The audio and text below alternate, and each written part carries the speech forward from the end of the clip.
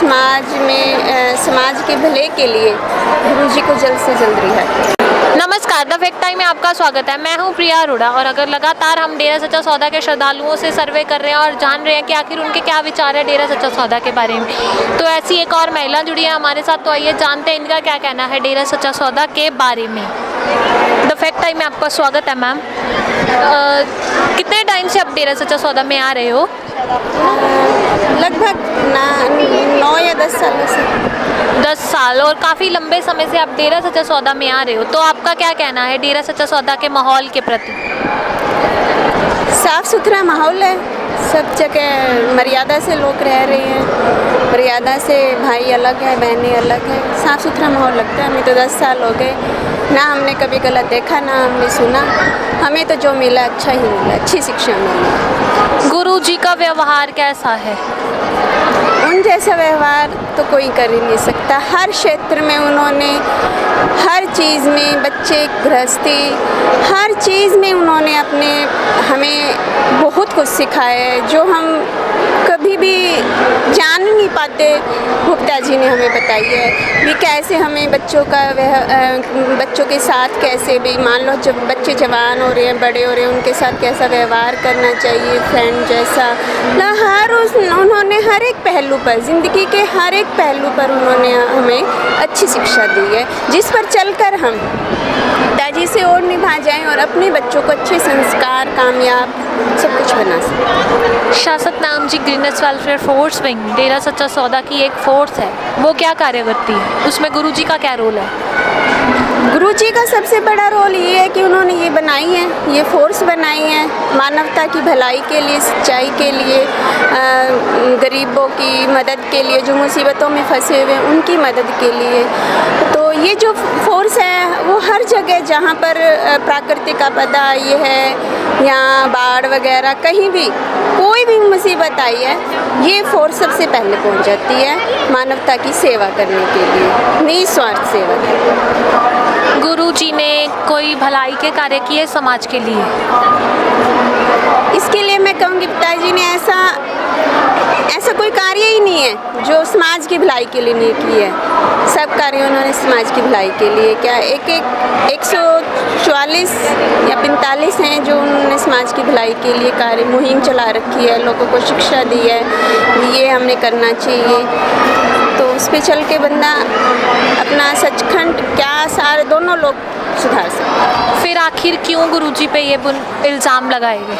आखिर कितने सच हैं ये इल्ज़ाम जो गुरुजी पे लगाए गए? ये इल्ज़ाम सरासर झूठ है, क्योंकि जो इंसान जिस इंसान ने कभी किसी का गलत सोचा नहीं, किया नहीं, किसी को शिक्षा नहीं दी, तो वो क्यों करेगा ऐसा? नहीं, मेरे हिसाब से बिल्कुल गलत है। और ये जो एक इतिहास बनाने गए हैं, जो जो बाहरी समाज को मेरे ख्याल में समझ नहीं आएगा, ये एक रूहानी एक इतिहास है जो वो रचने गए हैं, वो उनका काम है। समाज में गुरुजी के जाने के बाद क्या प्रभाव पड़े? समाज में गुरुजी के, मैं जहाँ तक सोचती हूँ मेरी ज़िंदगी में, तो उनका पहले से भी ज़्यादा रहमो करम ऐसे मूसलाधार बरस रहा है कि कहने सुनने से परे। वो हमारे साथ हमेशा हमारे साथ रहे, हमें कुछ लगता ही नहीं है कि वो गए हुए हैं या कहीं नहीं, कुछ नहीं लगता। क्या ज़रूरत है समाज को आज गुरुजी की? बिल्कुल बिल्कुल ज़रूरत है समाज को, हमारे गुरुजी की बहुत ज़रूरत है। समाज को सुधारने के लिए उनकी हर एक बात, हर एक उनका कदम समाज की भलाई के लिए है, तो उनके लिए बहुत ज़रूरी है। कुछ दिन पहले एक नाम सुना था, मर्दानी भक्त वीरांगना, उसके बारे में क्या कहोगे? मतलब मर्दानी भक्त वीरांगना के नाम से कुछ डेरा सच्चा सौदा में सुनने के लिए आया था, उसके बारे में क्या कहोगे? मुहिम के बारे में पूछना चाह रहे हो? तो इसमें ये है कि जो लड़की अपने पैरों पे खड़ी है या फिर पढ़ी लिखी है, वो ऐसा ऐसा जीवन साथी चुने जो अपना दिनचर्या या अपनी आजीविका कमाने में असमर्थ है या उनकी हेल्प के लिए, तो उसने अपनी सारी ज़िंदगी जो उसकी हेल्प करे, उसका संभाल करे, उसका वैवाहिक जीवन, उसका परिवार संभाले।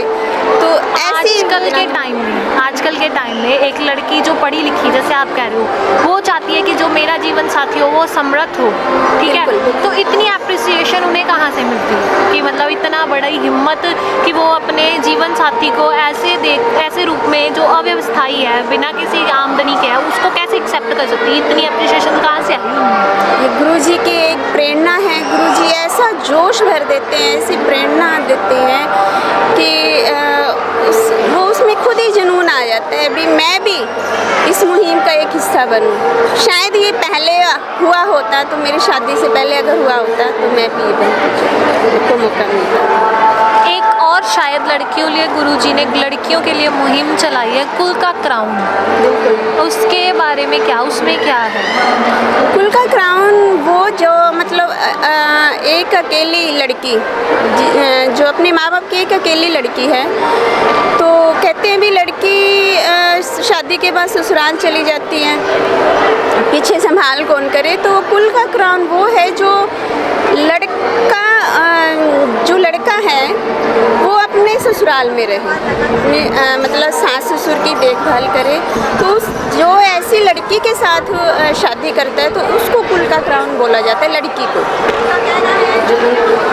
समाज में गुरुजी के ना होने से डेरा सच्चा सौदा के अनुयायियों पर क्या असर पड़ा है? क्या आज गुरुजी के सत्संग, लोगों की वही श्रद्धा क्या आज भी बरकरार है?